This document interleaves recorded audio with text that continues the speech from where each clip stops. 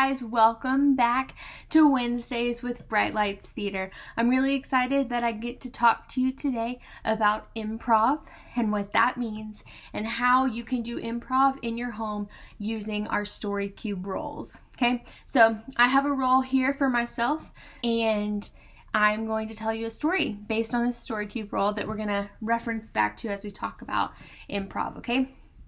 So, once upon a time, there was a pair of siblings, a little sister and a big brother, and they fought. They fought a lot. They did not get along very well, and there were lots of headlocks from the big brother and noogies from the sister.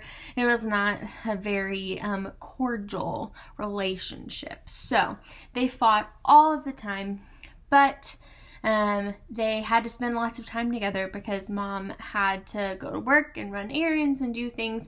And so big brother and little sister one day were outside in the backyard and they were playing and trying to catch a butterfly. Well, this butterfly was very tricky. And when big brother opened the door, the butterfly got inside the house. So little sister and big brother went in and they were trying to catch the butterfly in the house. Well, while this was happening, little sister accidentally knocked over a vase that was on the table. It was mom's favorite vase. It was very expensive. She loved it a lot. It was a gift from her mom. And so it was very special to her. And big brother and little sister knew that she was going to be in lots of trouble for breaking the vase. Big brother laughed and laughed and laughed at her because he knew she was going to be in trouble. So when mom came home, big brother had this thought. He thought, oh, I bet I can get her in so much trouble because mom's going to ask who broke the vase. And he decided that he was going to point and tattle on little sister. And he said, Mom, little sister broke the vase. And so she got in trouble. Mom sent her to her room and put her in timeout because she broke the vase. But she also sent big brother to his room and he got in trouble and had to go to timeout because he tattled on his sister, and that was not very kind of him to do. So while they were in their rooms, big brother started thinking that maybe this wasn't the best way to handle the situation. It wasn't very kind to tattle on his sister. So he decided when they got out of timeout that he was going to go and buy her a present. So he grabbed little sister's hand and took her to the living room and gave her her present and asked her if she would forgive him. And little sister did. She forgave big brother and opened her present, and it was two really sweet dolls that little sister had been wanting for a long time. It was a very kind gift from big brother. So they played together and they got along great for the rest of the day, until the next fight came along. Because no one's perfect. All right, that was my story, my story cube story. I used every single cube in my story. So now let's move on and we're going to talk about improv. All right, you guys, improvisation is normally just called improv. We shorten it, and it is just a form of theater where the actors create and perform a story without proper preparation. So, which means they perform spontaneously or in the moment. They don't prepare it ahead of time, okay? This can be really hard, but it can also be a whole lot of fun. So, I'm going to give you some basic rules of improv that will help you get started and help you make some really great stories right off the bat, okay? Rule number 1 is say yes and, okay? This means that when your partner in a scene gives a new piece of information, that you say yes to that information and then you add to it. So for a story to be built, the players in the story have to agree on things, right? So when somebody gives a new piece of information, you don't say, oh no, that's not true. You don't deny it. You say yes, and then you add to it. So in my story, if my partner was big brother and I was little sister, and he came in and said that we argue all of the time, and that it's really hard to play together because we just don't get along very good, I wouldn't say, no, we don't. We get along perfectly. We play together all the time. No, I would say, you're right. We don't get along. And the headlocks and the noogies that you give me are really not kind. Right? So you say, yes, that thing you just said is true, and then you add information to it. Yeah, so if my partner says, hey, isn't this park really pretty? It's a beautiful day today. The sun is shining. It's so much fun.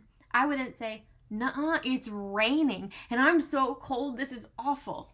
Right? I don't deny what he said. I say, yes, you're right. This park is beautiful. The sun is shining.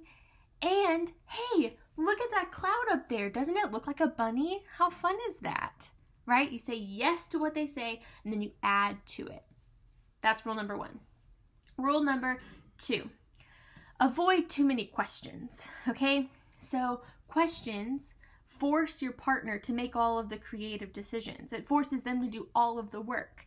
It's an easy way for you to avoid committing to a choice or committing to a detail. Okay, so if rule number 1, saying yes and, means that we trust our partner, right? Because we trust them with the information and then we move on, so we trust our partner.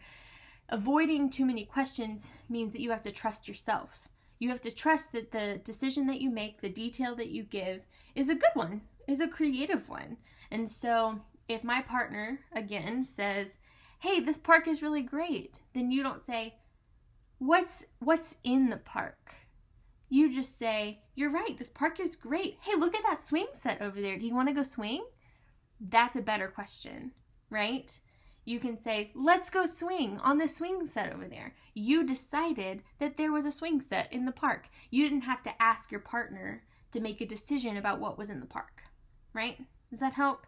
So you make the decision, you say yes, and then you add to it instead of asking questions of your partner and making them make all the decisions. Okay? Rule number 3, establish a location. So every good story needs a place and a time to be in, right? So in our story, our kids were in the backyard and they were playing, right? Or in the park, we're in the park, the sun is shining, so it's probably in the middle of the day, right? Or if you start your story and you say, oh wow, it's really dark out here in the rainforest, it's really easy for you to just float that information in, and your partner will say, I know there's some really scary sounds from animals in the rainforest, right? So they can say, yes, you're right, it's dark, it's nighttime, I'm getting pretty tired, and there's some really scary sounds, right? Because those are things that happen in the rainforest. So it's really easy to add details about where you are in just a couple of lines. So be specific and provide some really fun details, okay? So the scary sounds, that's a really good detail. Or maybe what you see a really big tree in front of you, right? So some details are good. Number 4, change, okay? Improv stories are all about character change. So your character has to experience some change to be interesting. So like in our story, Big Brother was really mean and not kind to his sister in the beginning, right? But then they went through something difficult together, and in the end, he decided that it was better to love his sister and ask for her forgiveness. It's a pretty big change, right? Going from being really mean to being really sweet to his sister. So you want your characters to go on an emotional journey and to let them be affected by their consequences, right? By the consequences of their actions. So when Big Brother tattled on his sister, he got in trouble, and then he learned from that, right? So let them be affected by the consequences or the results of their actions. Cool. And then rule number 5, there's no mistakes. You guys, there are no mistakes in improv. You can make a million choices, a million different ways, and they're all going to be great as long as you and your partner decide to say yes and to each other. The story will keep going, and you will keep adding to it, and the bigger the choices, the better. So maybe instead of my little sister knocking off a vase off of the table, I don't know, maybe she knocked off a priceless replica of a dinosaur. I don't know, bigger choices make the story a lot more fun. So maybe instead of trying to catch a butterfly, they were trying to catch a fox that had dug a hole under the fence, right? Like, just bigger and crazier choices make the story more fun. So those are five basic rules of improv. But the deal is that I want you to also try and base your improv off of our story cubes. So when you roll story cubes, there's 9 of them, and you want to include all 9 parts of the story cube roll into your story. Okay, so you just have to include every piece into your story, it doesn't matter how you do it though. There's no mistakes.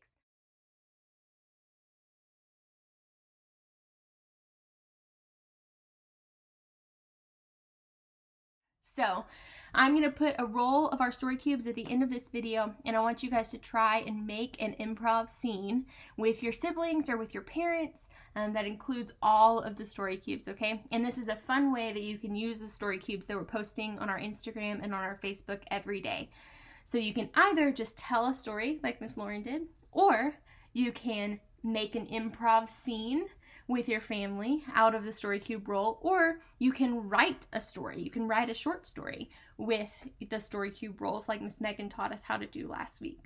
So there's some more information on improvisation on our website. If you go to our resources page, there is a resource that has some scene starters, some improv scene starters. So if you don't want to use the story cubes, you can use those to help you get started as well. So hope you enjoyed this. Good luck with your scene.